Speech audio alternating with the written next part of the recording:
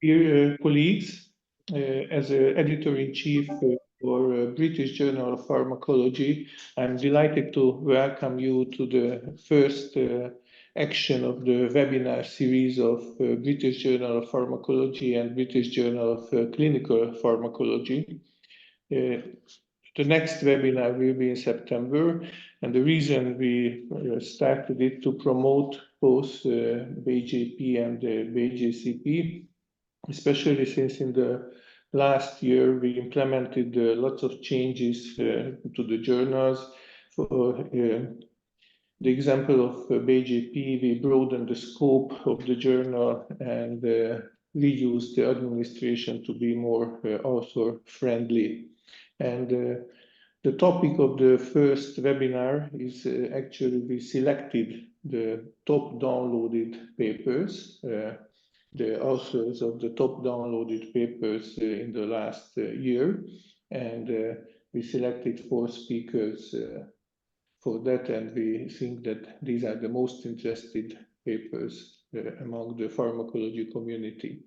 So thank you very much, and my co-chair is Serge Cremers, editor-in-chief for BJCP. Thank you, Peter. Welcome, everyone, and looking forward to this first webinar, and looking forward to some exciting papers that are really have high downloads frequencies that are very interesting. So, yeah.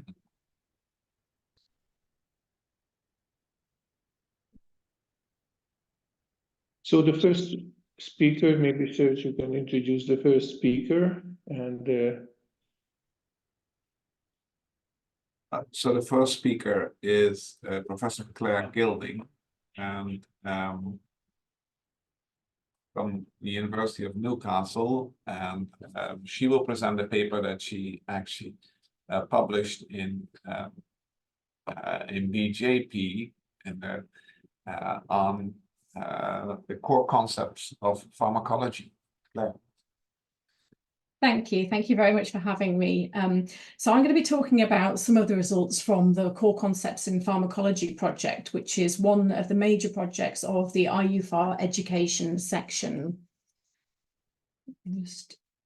Okay, so in terms of core concepts in education, these are big, important, fundamental ideas which experts agree are critical for all students in their discipline to learn, remember, understand and apply. So in other words, to know deeply and learn deeply.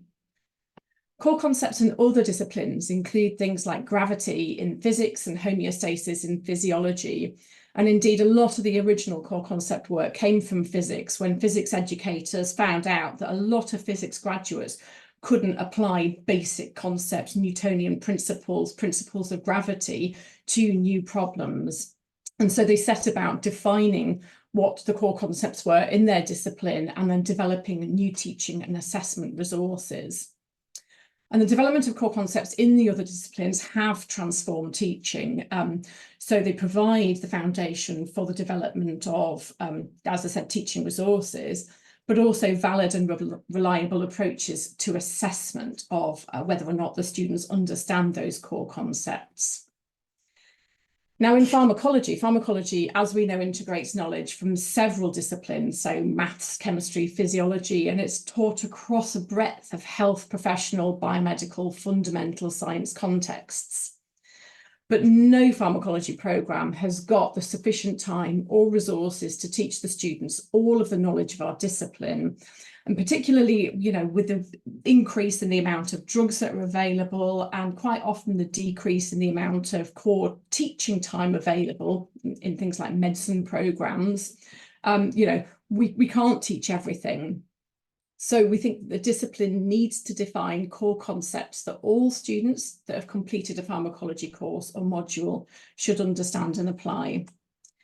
Now, colleagues in Australia, led by Paul White at Monash University, developed a peer-reviewed process for identifying and unpacking the core concepts of pharmacology.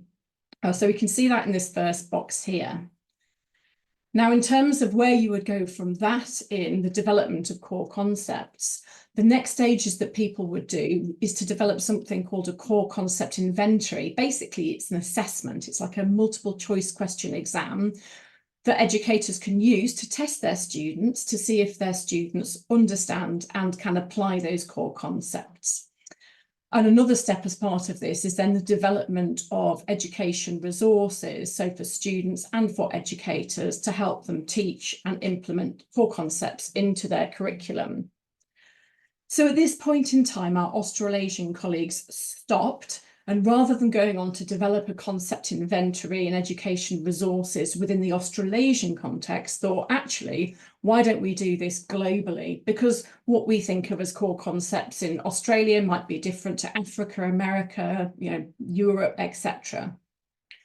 So at that point in time, we took the Core Concepts in Pharmacology project as an international project within the IUPhar's education section.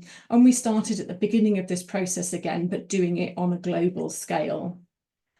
So for identifying the core concepts, we ran a large-scale survey. So there was 201 educators from 17 countries, I think it was at this stage.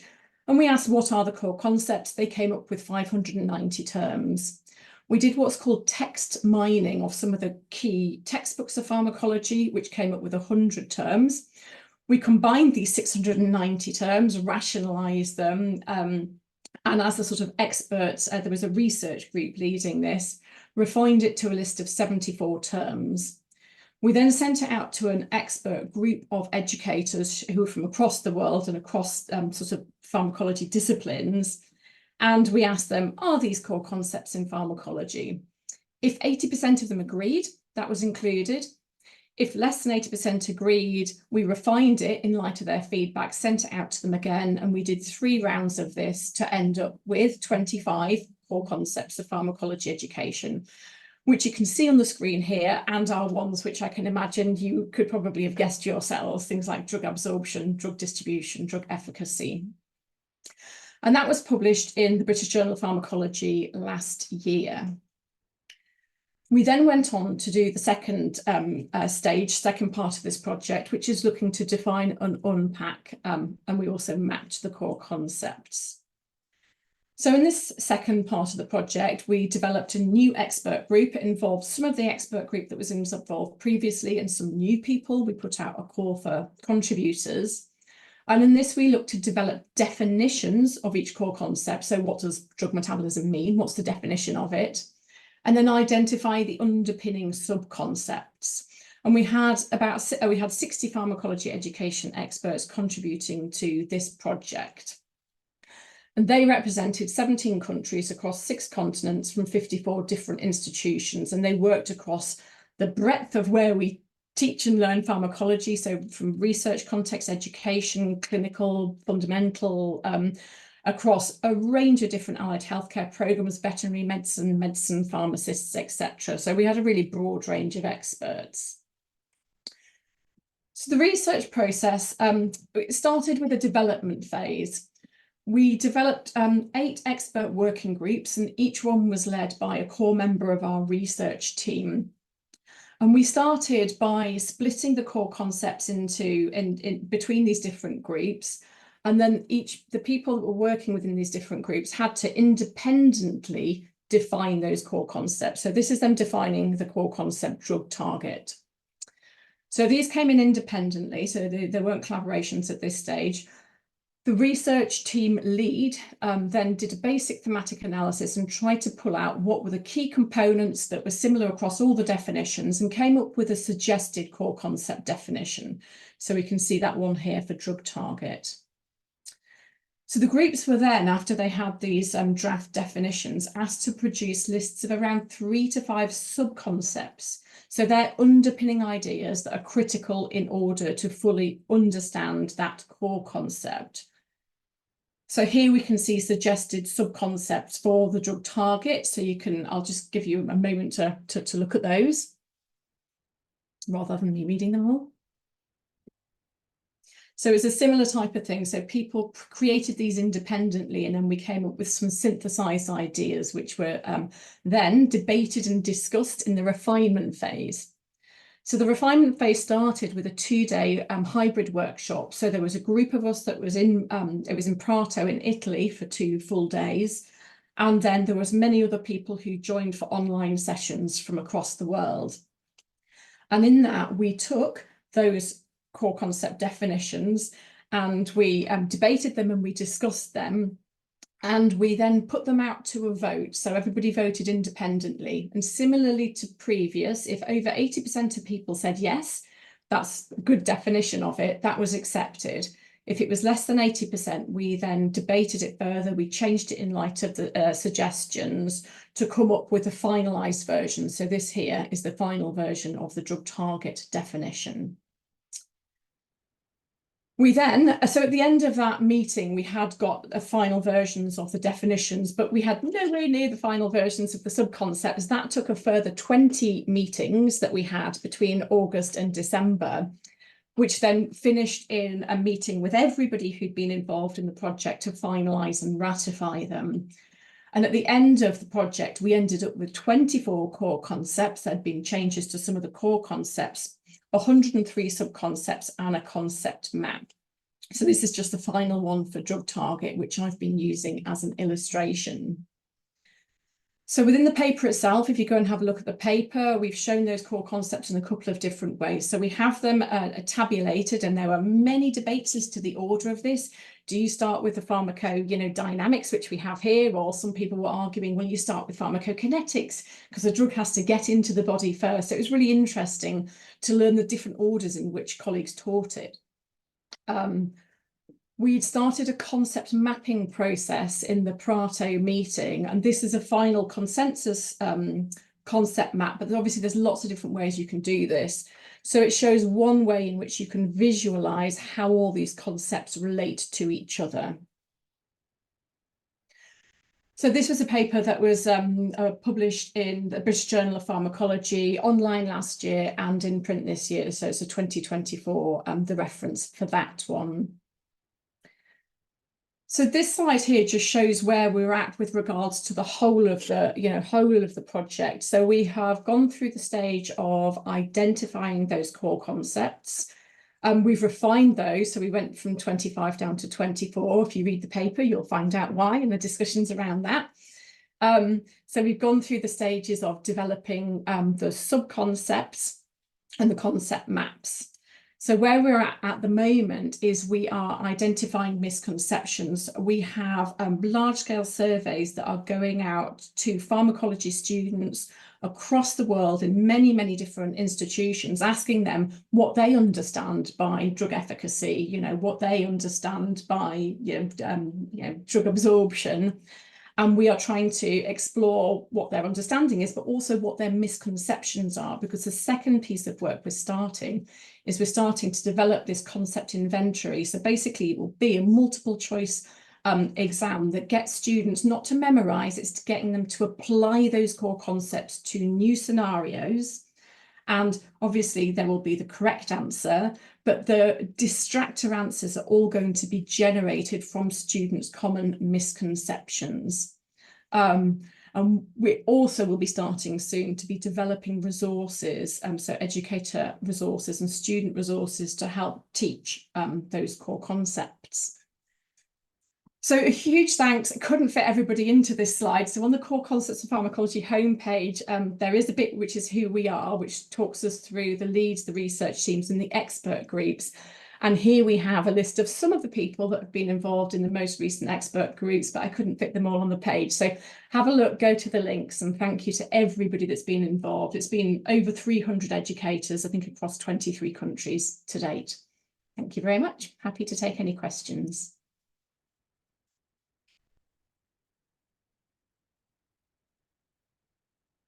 Thank you very much. Maybe you can, we have a few minutes for the questions. You can also write your questions to the Q&A icon on the bottom, and or you can just start speaking. I have a question for you, Claire. Mhm. Claire, if that's okay. Yeah, yeah. While waiting for the questions to trickle in. If I understand it correctly, this is focused on this is pharmacology throughout all the different disciplines. So Yeah. pharmacology, pharmacy, medicine. Yeah. Are there substantial differences between those groups, and do you have to take a different approach? Yeah, that's a really good question. So where we're at the moment is this is really the start and the fundamentals of what people need to know across all the different disciplines, but we have different bodies of work who are now starting to develop these in more complexity for higher levels, because some of it is, you know, quite basic, and also different disciplines. So Martin Horse, who's from the University of Surrey, has got a veterinary pharmacology educators group going, and we're running a workshop in May to look at developing those concepts in the veterinary field. And in the ASPET meeting, which is in December, so the Australasian one, and also in the BPS meeting, which is going to be in Harrogate in December this year, we're running a workshop to look at how you adapt and develop those concepts for the different disciplines, you know, pharmacy, you know, biomedical sciences and stuff. So it's a starting point. That's the basics, but we've got a lot of people who are now looking to see how you can do it for the other disciplines. Yeah, in fact, there's one question in the Q&A box, so what's next? So what's next? So what's next is a little bit about like what I was talking to Serge about. So we do have some groups who are wanting to develop them within their specific fields. And one of the hardest things actually working with these sort of 300 educators over the last couple of years has been trying to reach a consensus. And I think understanding that consensus isn't agreement across all, but consensus is agreeing that this is the group, you know, the group wishes was useful, because, you know, obviously people are really passionate about their particular cohorts they teach and a level to which they teach it. And I think a lot of the things that, you know, we've already started to develop more complex sub-concepts, which we had to rule out of the first ones. So it's developing it in other disciplines. It's finishing the work, gathering the misconception data from students, and then it's going to be about developing these assessments so that once your students have done the course, you can give them this validated assessment to test whether they can understand and, you know, can apply those concepts post your teaching. And then if they can't, we're going to try and help develop teacher resources that will help support that teaching so they do understand the core concepts. Thank you very much. In fact, there are two other questions, but we don't have time, but the questions can be saved, and maybe you can clarify. I'll try and type some answers to them as we're going through. Type the answers. Yeah, just one last comment. I think it's very useful not only for teaching but also for any scientist, because these core concepts are very easy to understand. So those who are not familiar in pharmacology but planning a study using any drugs, then it's very useful. So, and also to include it in textbooks. So we will include it in the Hungarian textbook actually. So thank you very much, Claire. We need to move on. So the next presentation is Professor Jonathan Corcoran from King's College London, and this paper was top downloaded from BJCP.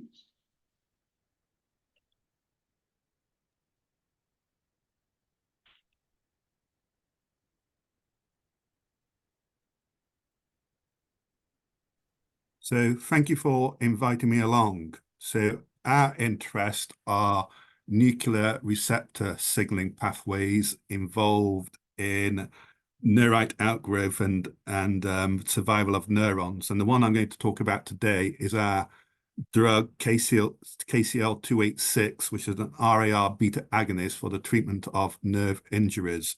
So some years ago, we set up a drug discovery unit, which was project managed by Barrett Kellingen and latterly by Birgon Carves. And we wanted to go all the way from bench to clinic for the following reasons.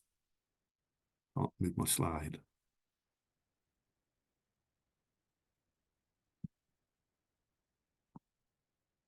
So in neurogenesis, in embryogenesis, there's a wave of retinoic acid beta signaling from all the way up to P5 in the rodents, and that correlates with RAR beta expression.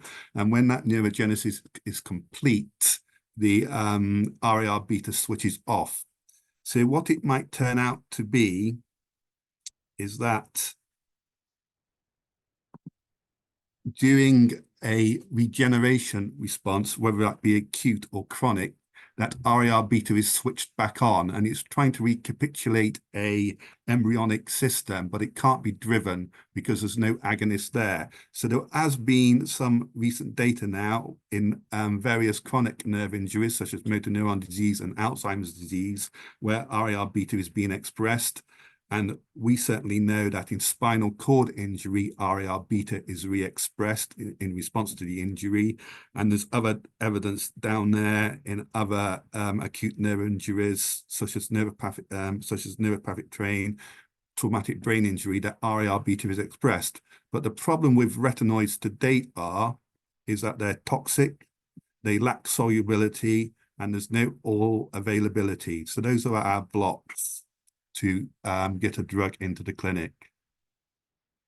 So we have, for our spinal cord injury, there's up to 500,000 cases worldwide. There's 2.5 million living with some sort of spinal cord injury at the moment. We have lifetime costs of at least 4.7 million per patient. And there's the indirect cost where we have the patients can't go back to work, and obviously would like to, and they have to be looked after by carers. What other choice do they have? And at the moment, all we have is palliative care.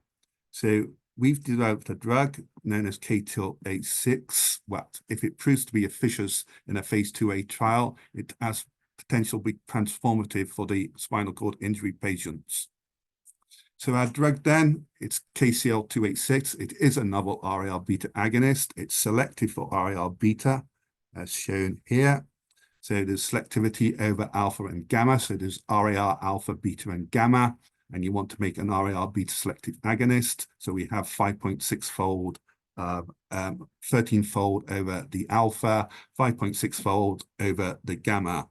And our drug, it's very soluble. There's no asymmetry, so it means it's not going to act at the PGT receptor. There's no inhibition at the ZIP450s. And it has great stability in the liver microsomes. And in the rat and dog, which we have to do before we can go into the clinic, it has low clearance, it's a good volume of distribution, a relatively low half-life, and more importantly, the fraction absorbed between the dog and the rat is 45 to 80%. So already then with this compound, it has a very good drug profile. It's better than all retinoids developed so far. So the question becomes, can you get it into the clinic and do show safety in a phase 1 trial? So here's why we are interested in it, that the retinoic acid beta receptor is located in the nucleus, in the injured neurons. It's switched on in injury, whether that be chronic or acute. It binds to the RXR receptor.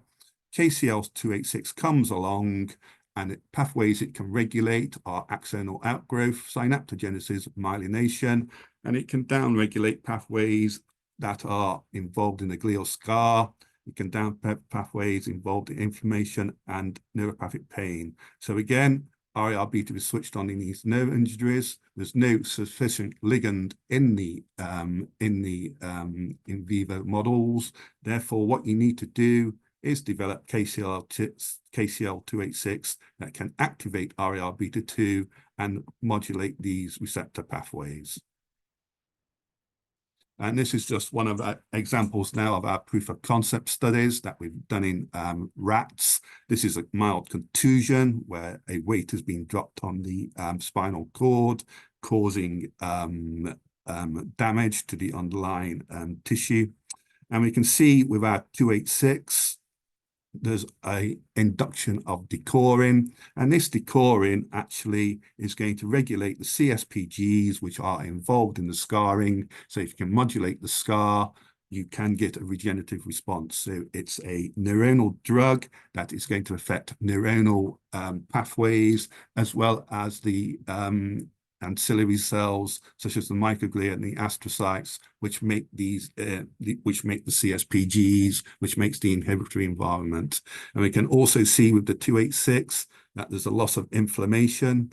When we look at the vehicle, there's lots of inflammation, as you would expect. With the 286, a drug KCL286, there's also a loss of inflammation. So we're hitting both the extracellular matrix, and we're hitting the ancillary cells, the supporting cells, and we're also hitting the neurons. So it is a multifactorial drug, unlike other drugs that have been attempted for nerve injuries that are only affecting one pathway. So we set up a simple, well, no trial is simple, but a standard trial where we use SAD cohorts, single ascending dose, and MAD cohorts, a multiple ascending dose, and a food interaction study. So this is coming from our paper now that we recently published, and you can see that with increasing dose of drug, you get proportionality with the area on the curve and the Cmax, but as you get to higher and higher doses, you tend to get subproportionality, which is probably because it's going to be stored within the cells. Storing it within the cells is going to activate the RAR beta. It's a nuclear transcription factor.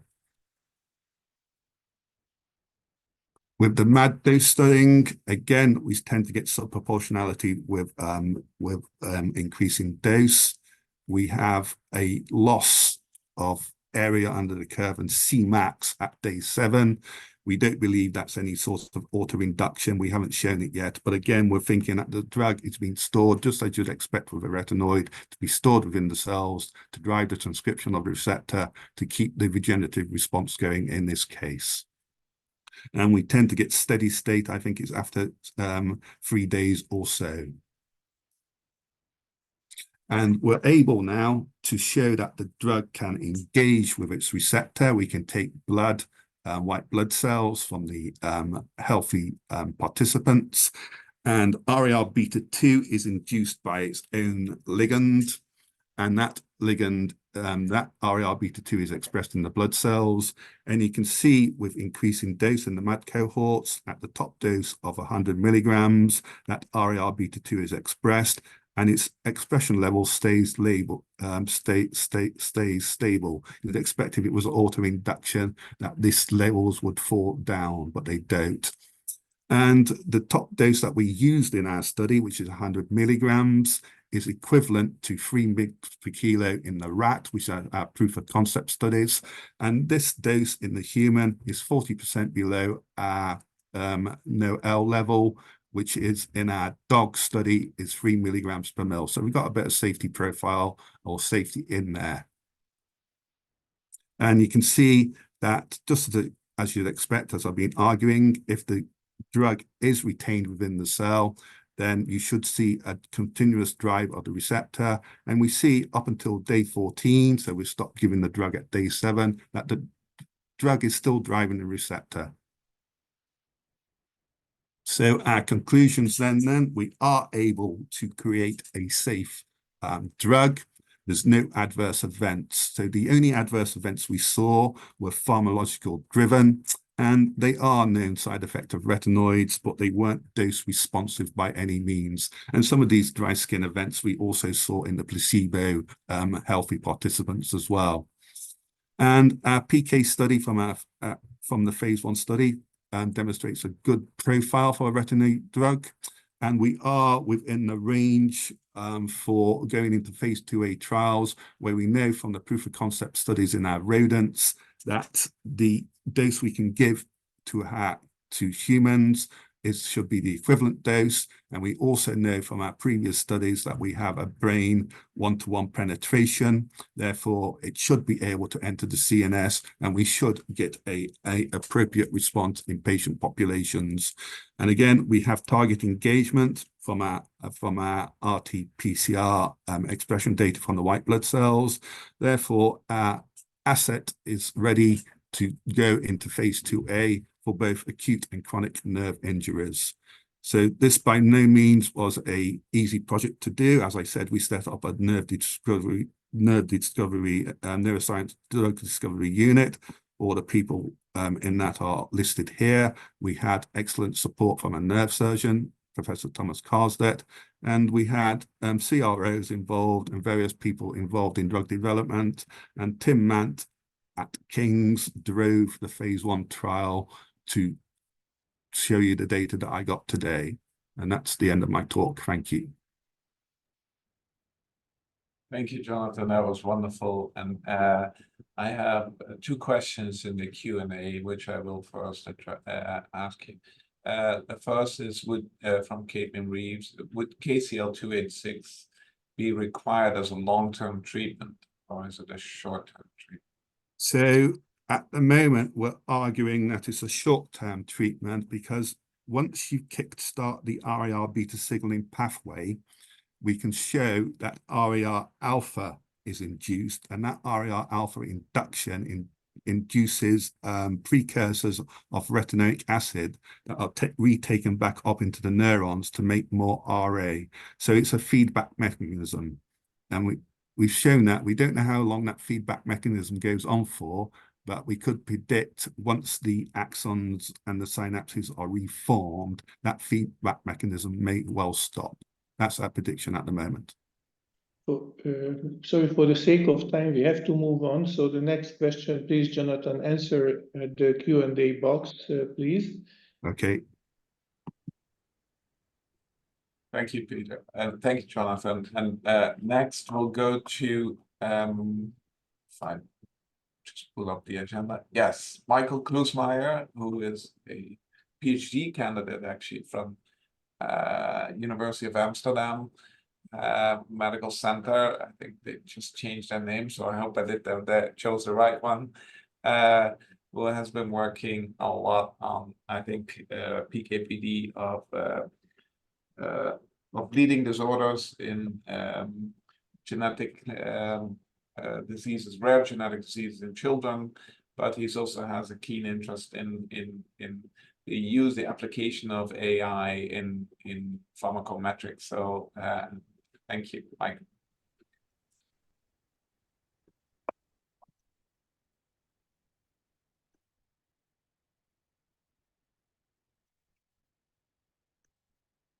Yeah, good afternoon, everyone. Thank you for the invitation to present our work at this webinar. My name is Michael Cloesmeijer, current PhD student, and I do a lot of pharmacometric modeling in bleeding disorders, such as hemophilia.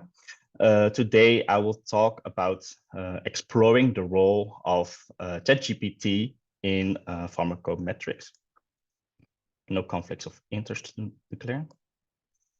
So since its widespread release of last year, ChatGPT has not only captured headlines around the world, but there's also lots of interest across the diverse scientific disciplines where ChatGPT can help in various disciplines, such as in the healthcare, scientific communications, chemical engineering, medicine, etc., etc.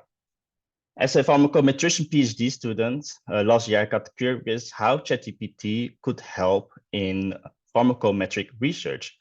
We were very happy that we were able to publish a paper about this, out of curiosity. And today I would like to talk about this paper, ChatGPT in pharmacometrics. But first of all, what is ChatGPT? Well, ChatGPT is a form of generative AI, a tool that lets users write queries to receive human-like images or text. Over the years, the use of AI in medical research has shown great promises regarding drug discovery, new treatment targets, or predicting disease outcomes. Large language models such as ChatGPT are trained on enormous amounts of text in order to generate responses to queries. ChatGPT has surprised many people by producing accurate responses to human queries. The model architecture behind ChatGPT, the generative pre-trained transformer, has shown to be very capable of understanding human language. Plus, it has a user-friendly interface, which is one of the reasons why so many people are using it in various ways. I want to show a very brief example of its human-like response. So I did this in real time, ChatGPT. As an example, I made up that I have concentration over time data from a patient at different time points. I asked to make a graph and display it. And here we can see the results of it with the response of ChatGPT and also the code that was used. When I saw that for the first time last year, I asked myself, what can I do more with it and how can I apply it within pharmacometric research? So therefore, the aim of this paper was to investigate if ChatGPT can be used to assist during the development of population pharmacokinetic models.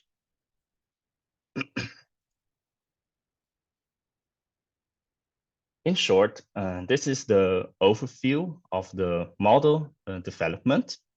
We used ChatGPT to generate an R code to develop a population PK model of factor VIII concentrations in patients with hemophilia A. Hemophilia A is a inherited bleeding disorder in which patients has a deficiency of factor VIII, which can be restored by administration of factor VIII concentrates. After the development of the model by ChatGPT, we used ChatGPT to perform simulations based on the generated population PK model, in which 50 patients were used with a body weight of 70 kilograms. We asked to plot these results in a graph. Finally, we combined the population PK model and the simulations in an interactive app application, where we can change important characteristics such as dose and body weight. And the application will update the results, and the results are visualized in an app, in a plot. Again, this was all generated by ChatGPT. First, detailed queries were used in a stepwise manner to generate a population PK model by ChatGPT. The queries we use are displayed in this slide here. We started first by asking, in R, can you make a one-compartment pharmacokinetic model for factor VIII? We then iteratively asked ChatGPT to add components to the model. For example, can you use a dose of 1,000 international units? Can you add allometric body weight scaling on the PK parameter, which we often include in our PK models, and also include inter-individual variability on the PK parameters. This is the output of the generated model by ChatGPT. ChatGPT was successful in generating a full population PK model with our request early on. Here we see on the left figure the PK parameters with the inter-individual variability and allometric scaling, what we ask. And above, ChatGPT writes down what the R code does for every section. So it's more easy to understand what the section of code does to the model, and also easy to understand for beginners. Following up by using the final population PK model that was generated by ChatGPT, we wanted to simulate patients for its response to the drug. Again, here we display the queries we used in ChatGPT, such as, can you simulate 50 subjects? Can you display every subject in one plot? And can you display a prediction interval of the factor VIII levels for the simulated population? This is the graph ChatGPT generated with the factor VIII concentrations over time in hours. The blue shaded area represents the 95% prediction interval, and the solid line is the mean. Again, ChatGPT was successful in generating responses based on our specific queries in our earlier slide. Afterwards, we want to display the results in a interactive Shiny application. Here are again the queries that we use. We specified to change the dose, body weight, and target peak factor VIII levels. Moreover, we also asked specifically that it should display the probability of reaching peak target levels right after dose administration. Here we displayed the interactive app where we can change the dose, body weight, and target peak levels. It also displays the probability of reaching the target level right after dose. Here it is 57%. When we increase the dose, we see that the results are updated real time, as the probability of reaching the target is now 93% in the population. We can also increase the body weight. Then we see that the probability decreased a bit because of allometric body scaling was used on the PK parameters. Lastly, we can also change the target levels, in which we see that the probability reaching target peak levels decreased even more. So the developed application by ChatGPT displays the capabilities of easy visualizing results of pharmacokinetic curves. For example, this will be great for medical doctors or medical students to understand, learn, and investigate the effects of dose response.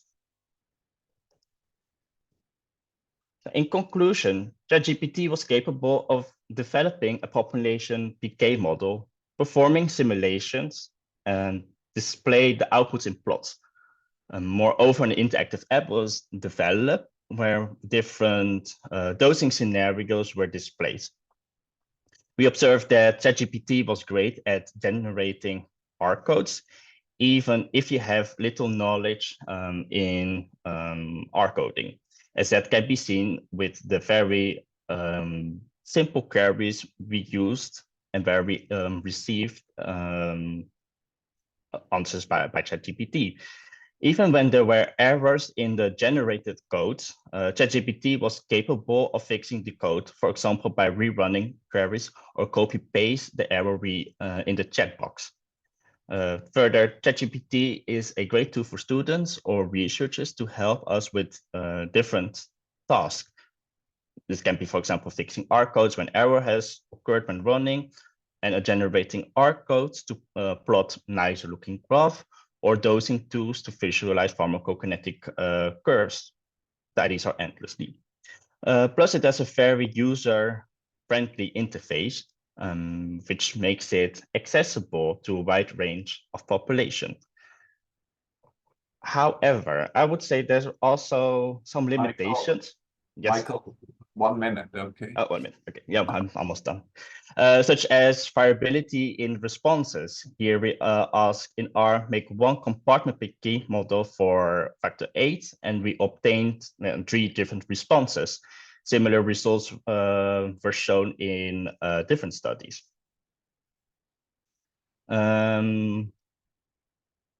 Also, there are also other limitations. I will go very briefly. So the generated code by ChatGPT may also contain errors. So it's very crucial to always check if the generated code is correctly generated by ChatGPT.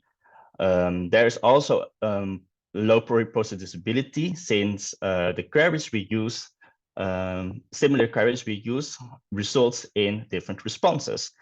Moreover, it's also a little bit unclear regarding intellectual property, since the ChatGPT trains on large amounts of text on the internet without that the original author doesn't know that their texts are used to train these kinds of models. Lastly, as take-home message, I would say ChatGPT serves as a versatile tool across various research disciplines, designed to aid, but definitely not to replace, human expertise. Thank you for your attention. And if there's any time left, I would be happy to answer any questions. Thank you, Michael. That was wonderful. Unfortunately, there's no time left, but I think you've addressed one of the questions that was on here already, but for the sake of time, we have to move on. But thank you very much. That was wonderful. You're welcome. Thank you so much. Peter, you're on mute. Yeah, I would remind Jonathan that you have still 2 questions on the Q&A box to answer. So please do it during the webinar. And we go to the last presentation, Rainer Schulz from University of Giessen. Yeah, dear Chairman, first of all, I would like to thank for the kind invitation to present our manuscript on cardiac side effects of RNA-based COVID-19 vaccines. I will present the study on behalf of Rolf Schreckenberg, who is responsible for the research in my laboratory. Now, to give you some background, numerous studies have demonstrated a statistical association between mRNA-based vaccines and adverse cardiac events, and have analyzed risk as a function of age and sex. Now, the cardiac side effects, which for the most part can be classified by their clinical symptoms as myo and or pericarditis, can be caused by both the Moderna as well as the BioNTech vaccine. Quite interestingly, and this was really something which surprised many cardiologists, basically there is an increase in cardiac arrhythmias, and the incidence of arrhythmias is increased after COVID-19 vaccination. And this has nothing to do with the development of potential myocarditis. And the prevalence after COVID-19 vaccination is quite high, as it's ranged from 10 to 20%. Now, theories for the underlying cardiac pathomechanisms have not yet been developed, and that was the idea of our study, to look into direct effect of both the Moderna and BioNTech vaccine on the function, structure, and viability of isolated adult red cardiomyocytes over 72 hours. And we not only used red cardiomyocytes, but also a human cardiomyocyte cell line, the AC16 cells, to prove that the lipid nanoparticles are also taken up by human cells. Here you can see the preparation of the cardiomyocytes of isolated from rat hearts, and here you have the AC16 cells. Now, first of all, we have to get an idea about how many of these lipid nanoparticles are taken up by the heart. And there was one study which was performed in the rat where these LNPs were radioactively labeled. And as you can see, 2 hours following the application of 50 micrograms of these labeled LNPs, 1.4 microgram were found in the heart. So approximately 3% of the applied dose. Now, given the fact that 3% of the dose was found in the heart, we then calculated the amount of RNA from regular vaccination. And so we came up with a number of 1 microgram RNA per ml for the BioNTech vaccine and 3.3 microgram RNA per ml for the Moderna vaccine. It's known that the Moderna vaccine has 3 times the RNA content as the BioNTech vaccine. Now, we then made a dose response curve. So we applied 3.3 microgram, 1 microgram, and 0.3 microgram. And here you can see an example on the effect of regular cardiomyocyte contracting cells. And as a dose response, after 24 hours, most of the cardiomyocytes still showed regular contraction, while following 48 or 72 hours, there were almost none of the cardiomyocytes showing regular contraction. And this was not due to the fact that the cardiomyocytes underwent cell death, because the amount of rounded and hypercontracted cardiomyocyte was similar in all the groups.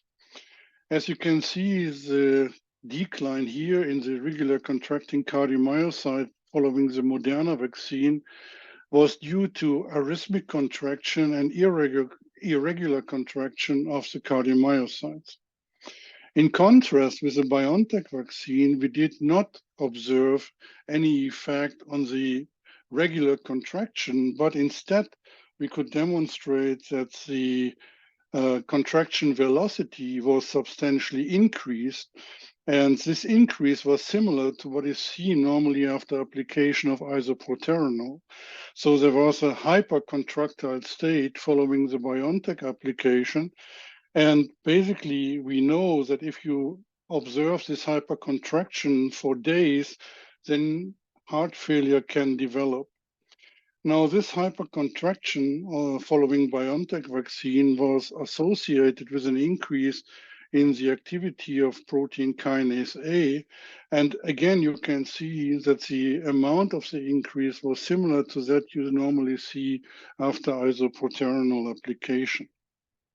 To show you some of the examples, here we have,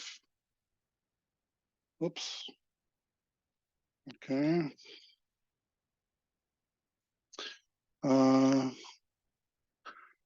The video is not starting, unfortunately. Okay, so unfortunately, the videos are not running.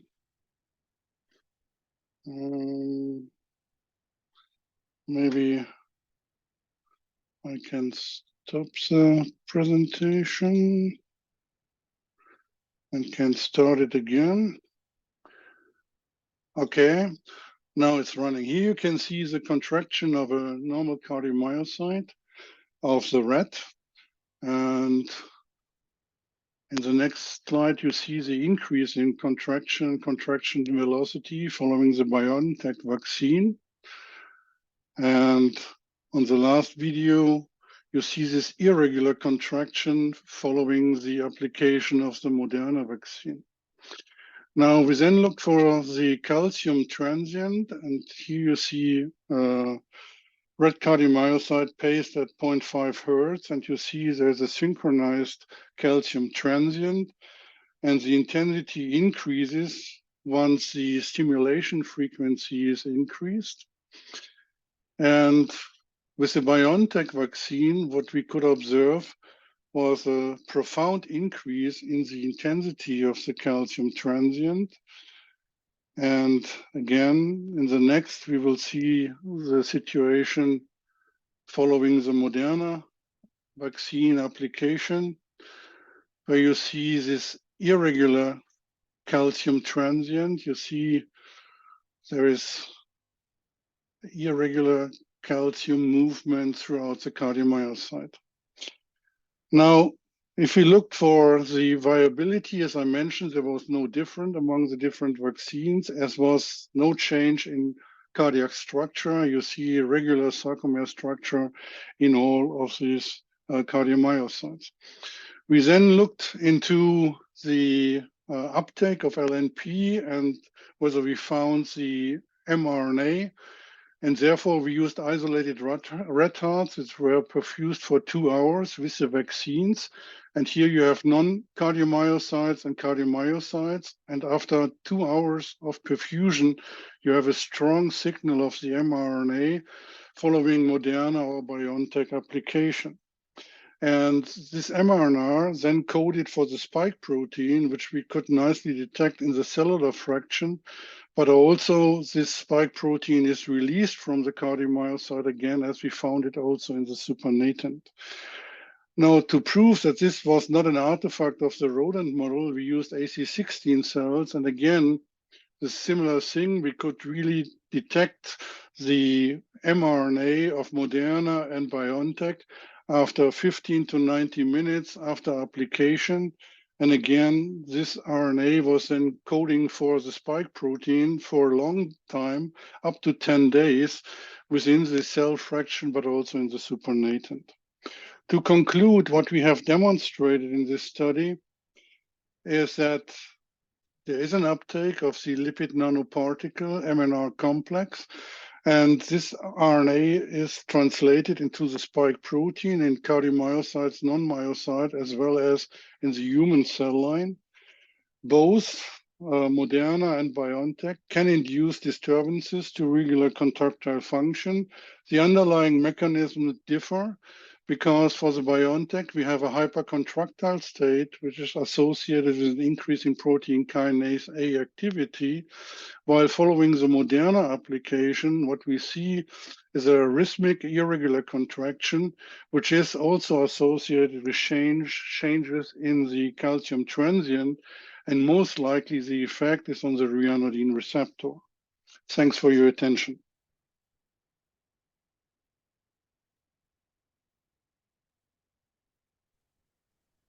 Thank you very much. We have 1 minute for questions, and there is one question. No, it's for Michael. I have a question, Rainer. It's not my area, but I was immediately thinking about some of the other vaccines. Did you by any chance test those too? No, unfortunately not, because what we really used were those which were mainly used in the human situation. But probably whatever is taken up in terms of mRNA will reach the cardiomyocyte, because LNPs are really good to transfect cardiomyocytes, and this is something which we will use for other instances, for example, that we use LNPs to also transport other RNAs in cardiomyocyte in terms of maybe protectomeres or antagomeres for different disease states. Would you expect this to be, given your experience in this area, what should we do with this, like clinically? Yeah, well, basically what we have learned is that the very high risk patients benefit clearly from the vaccination. But the problem is getting this vaccination to the broader population, especially at low risk patients. The problem is that if you have a prevalence of 10% of arrhythmias, which can last for weeks or months, this must be really reduced benefits to risk ratio. And therefore, basically, I would say high risk patient benefit, but low risk patient maybe should avoid getting this COVID vaccination. Thank you very much. There is one more question, but no time to answer. How long would these effects last after vaccination? It's in the chat box actually, and I think that the audience doesn't know it. So if you can just answer it on the Q&A box, Rainer, that would be nice. So how long would these effects last after vaccination? Okay. Thank you very much, and the closing remarks will be done by Serge.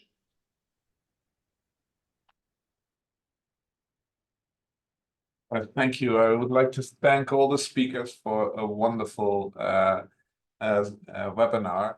I really enjoyed all 4 talks, and I learned a lot of new aspects. I'm looking forward to the next webinar, which will be, as Péter said, in the fall. It's a nice collaboration between our original journal BJP and its clinical counterpart BJCP, which is a little bit younger, but the journal just turned 50 years old, and so we'll have a symposium in April at Queen Mary University in London, and I hope you will all find some time to attend. I also wanted to advertise a bit on Pharmacology, the 2024 meeting, which will be in December in the original spa town in Northern England, in Harrogate, which is beautiful. So I invite you to come over there and learn a lot about some of these presentations also. As well as, I hope you find some time to attend the Pharmacogenetics and Stratified Medicines Network meeting and at the Royal College of Physicians in London in June. I would like to thank you all for attending I also, on behalf of my co-chair, Peter Ferdinandy, and the BPS, would wish you a very good rest of the day and week. Peter? Yes, thank you very much for all, and I hope that you will join in the September webinar too. So, yeah, Thank you very much. Thank you. Bye-bye. Bye.